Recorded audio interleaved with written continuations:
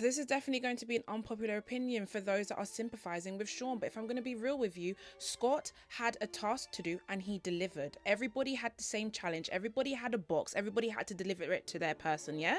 Correct?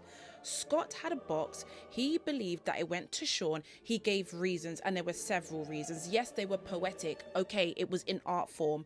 Right, for those that don't see the light and the humor in English, in literature, then you're not going to take it on that way. Sometimes you have to go backwards to go forwards. And you know what? This isn't Sesame Street.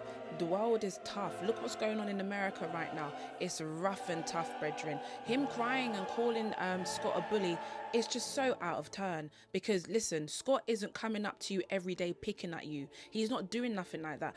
There was a task.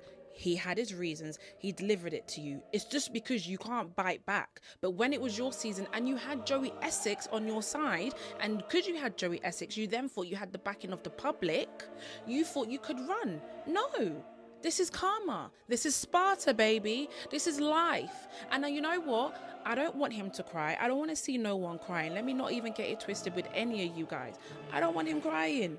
I don't know why he's crying, but I don't want him crying. But you need to also firm it. How you're feeling is how your contestants felt when you were on the show. And I'm glad that you've been reflecting, and I'm glad that you figured out that you were a prick. It's water under the bridge, Sean. Listen, you realized you were a prick. You can see how that's taken effect over you and how it's hurt other people. And you know what? I just feel like this was just something that needed to happen. This is what you needed to go through in order to grow and come out the other end. Because now people are going to be like, rah, like, he's held his own, he's taken accountability, he's actually grown. So big up you, Sean.